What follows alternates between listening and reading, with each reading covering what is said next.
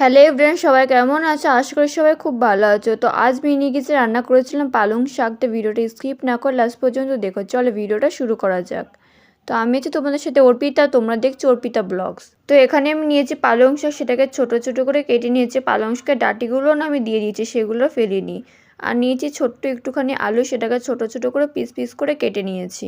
তো এখানে পালং শাক আর আলু কাটা হয়ে গেছে। আর এদিকে মশলার মধ্যে নিয়েছি পোস্ত, কাজু বাদাম আর লঙ্কা, সেটাকে একসঙ্গে বেটে নিয়েছি। এরপর আমি উনুনটা ধরিয়ে দিলাম আর কড়াইটা বসিয়ে দিলাম। কড়াইটা গরম হয়ে গেলে তার মধ্যে দিলাম সামান্য পরিমাণে তেল। এরপর হালকা নাড়াচাড়া করে দিলাম। তারপর আমি এর মধ্যে দিয়ে দিলাম জিরে। জিরেটা একটু ফুটে উঠলে হালকা নাড়াচাড়া করে এর মধ্যে আমি দিয়ে দিলাম আলুগুলো। তোরা ভালো করে নাড়াচাড়া করে আলুটা কিছুক্ষণের জন্য ভেজে নিলাম। তোমরা কিন্তু পালং শাক চাইলে আলু ছাড়া রান্না করতে পারো, কিন্তু পালং শাকটা আলু দিয়ে রান্না করেছি। আলু দিয়ে খেতেও কিন্তু পালং শাকটা খুবই টেস্টি হয়েছিল। তোমরা চাইলে বাড়িতে করে ট্রাই করতে পারো।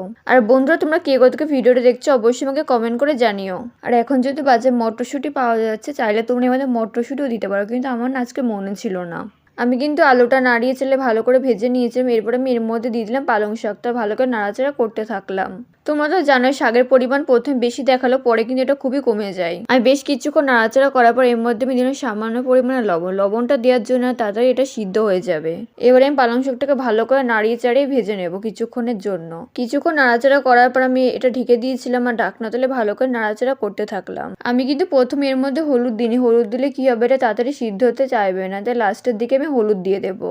তবে হ্যাঁ, একদম লাস্টে দেবো না, কারণ বেশি লাস্টে দিলে আবার হলুদের গন্ধ বেরোতে পারে। বন্ধুরা, তোমরা এখন যারা চ্যানেলটা সাবস্ক্রাইব করো না, তারা ভিডিওতে লাইক করে চ্যানেলটা সাবস্ক্রাইব করে দেয়। পাশে থাকা বেল আইকনটিকে অবশ্যই প্রেস করো, যাতে পরবর্তী নোটিফিকেশন সবার আগে তোমার কাছে পৌঁছায়। তোমরা দেখতে পাচ্ছ বেশ কিছুক্ষণ ধরে পালং শাকটা নাড়িয়ে নিয়েছে। আর এর জন্য না পালং শাকটা অনেকটা পরিমাণে কমে গেছে। পালং শাক থেকে কিন্তু জলও বেরিয়েছে। এরপর আমি হালকা নাড়িয়েছি, আমি আবার কিছুক্ষণের জন্য ঢেকে দিলাম আর ঢাকনা তুলে ভালো করে নাড়াচাড়া করতে থাকলাম। বন্ধুরা, আজকের রেসিপিটা তোমাদের কাছে কেমন লেগেছে অবশ্যই কিন্তু আমাকে কমেন্ট করে জানিও, তাহলে আমার খুব ভালো লাগবে।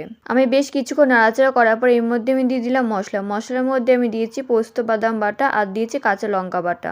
মশলাটা দিয়ে ভালো করে নাড়াচাড়া করতে থাকলাম। পালং শাকটা কিন্তু অনেকটা পরিমাণে সিদ্ধ হয়ে গেছে। তবে হ্যাঁ, যে পালং শাকের ডাঁটিগুলো দিয়েছিলাম সেগুলো এখনো ঠিকঠাক পরিমাণে সিদ্ধ হয়নি। মাঠে এবার পালং শাক লাগিয়েছিল, সেখান থেকে আমি পালং শাক তুলে এনেছিলাম মিনি কেচে রান্না করার জন্য। পালং শাক কিন্তু চিংড়ি মাছের রান্না করলে খুব ভালো লাগে। তোমরা কিন্তু বাড়িতে অবশ্যই করে ট্রাই করো।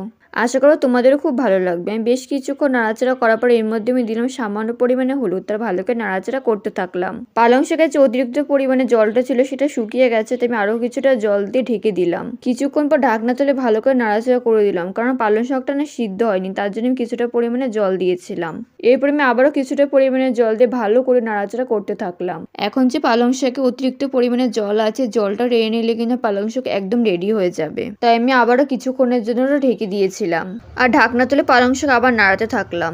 বন্ধুরা, তোমরা মিনি কিচেনে কি কি রান্নার ভিডিও দেখতে চাও অবশ্যই আমাকে কমেন্ট করে জানিও, তাহলে পরের দিন এই মিনি কিচেনে সেই রান্নাটাই করবো এবং তোমাদের সঙ্গে সেটা শেয়ার করব। তো বন্ধুরা, লাস্ট টাইম পালং শাকটা একটু ঘেটে দিচ্ছিলাম, তাহলে এটা খেতে আরো টেস্টি হবে।